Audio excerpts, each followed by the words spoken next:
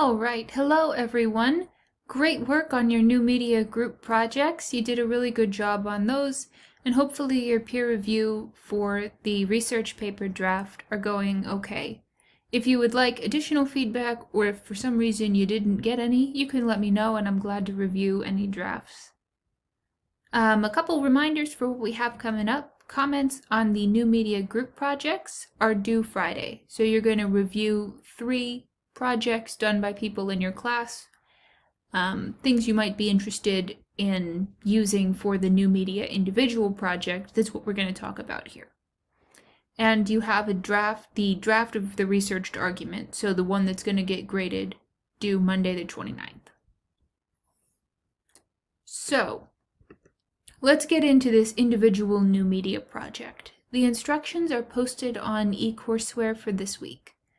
And what this project asks you to do is reimagine the paper you just turned in. So the research argument, the one that you're turning in on the 29th, for this new media project, you are reimagining it. So it's a little bit like the revision project that you did in 1010. And what you're doing here is you are taking the argument that you're making, so whatever you're arguing in your research paper. The example that I have used is food deserts impact poor mental health in low-income Memphis areas. So whatever your argument is, you are taking it and adjusting it for a new audience.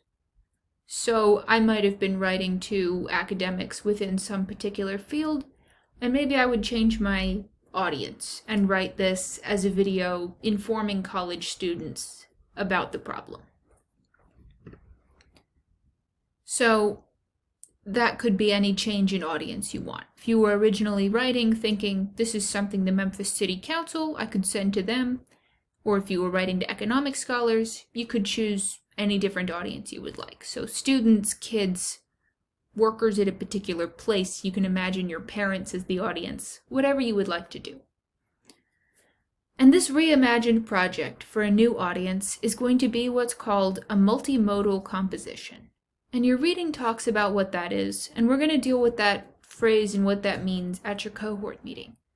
But basically, that is something that's created that's using a few different forms to communicate. So it might be using sound, images, text, arrangement on the page, all kinds of things.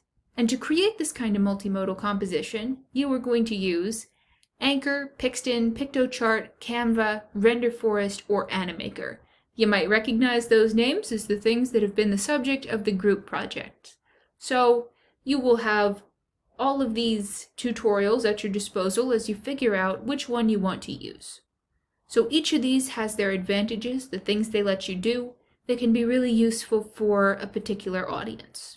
So if you decide you want to tell elementary school kids about your topic, you probably don't want to use Canva that would make an infographic, you don't want to use Anchor that would make a podcast. Those might not be your best options. But maybe there's a way that you're thinking that it could be great to use those. So consider as you're choosing which one is going to be best for your argument and your chosen audience. So, review the instructions on eCourseware, post a question, let me know with questions, things like that. And the other thing we're going to do here is talk about some of the background, the academic background, the context of what this multimodal composition stuff is.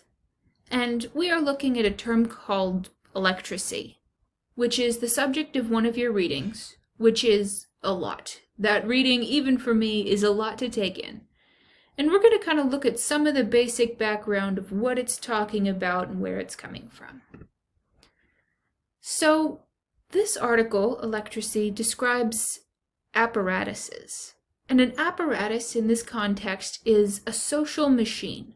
So it is a combination of behaviors, ideas, and beliefs. So the example here is way back when the Greeks invented their system of writing. A lot of things came with that besides just the alphabet. The invention of writing didn't just change so that one day people wrote stuff down. It changed everything around it. Because in addition to that, they had to come up with schools to teach people how to write and teach them about what had been written. They came up with how they were going to write, so with logic and how they would be ordered. And with all of those things, there was the big ideas that came with that. So democracy comes there. So a lot of things change when a new social machine, a new apparatus, becomes important to society. So the book gives you this lovely chart, which is a lot, and it goes through what all these things are. But with literacy, which is what we're talking about here with the invention of systems of writing, a lot of things come with that. So in what this book is looking at, science becomes important. And the way you're thinking about that is, well, there's a method for doing science. You teach it in a school. We value knowledge. And this article argues that a new apparatus called electracy has been taking place, becoming important in society since probably the 60s. So what this values is entertainment. So the institution is the internet. That's a lot of the way we find out of this stuff. It values play, how things look, and whether you enjoy something or not. So the emergence of digital compositions in electracy, it doesn't just change how things are done, it changes how we think too.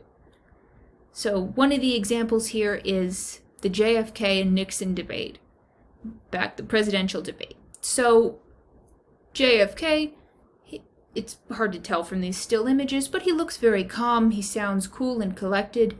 And Nixon, over here, he's sweating, he seems nervous, it's hard to understand what he's saying. And with this digital media, with TV, people liked JFK better. So the focus was not on what it might have been within the apparatus of literacy, on maybe a written account of what they said they were going to do. But the focus became on how they were perceived, which is a change in how people think and indicates another one of these apparatuses is at work. So you can think here literacy and electracy. So the layout is different because people are thinking differently and operating within different modes. So a newspaper, it's got their most important story on the front page, gets less important as they go back. A website is organized differently. You don't have just one day's news. You have lots of days of news. It's broken down into lots of sections. This Daily Memphian site, they have extra information running over here that's live and they keep updated. So these are different because these forms have different affordances or benefits. They're also different because people are thinking differently in these different formats. So, a paper, which is based in literacy, a research paper, values something different than a digital composition, like the one you're going to make, which is based in electracy. So maybe the digital composition you're going to make is going to be funny, or it's going to be eye-catching or playful, or it's going to use pop culture or informal language. Because it's very different. It's asking you for something different than the research paper is. So it's up to you how you want to do it, who your new audience is going to be, but make sure you read the instructions as you're going through. So that's a lot of background, but that is to kind of help you through that electracy article. Once you've gotten this far, if you could email me your favorite song. If you don't have a favorite song, just one you like, just so I know you watched this far. All right, I'm looking forward to reading your research paper drafts, and I will see you at your cohort meetings.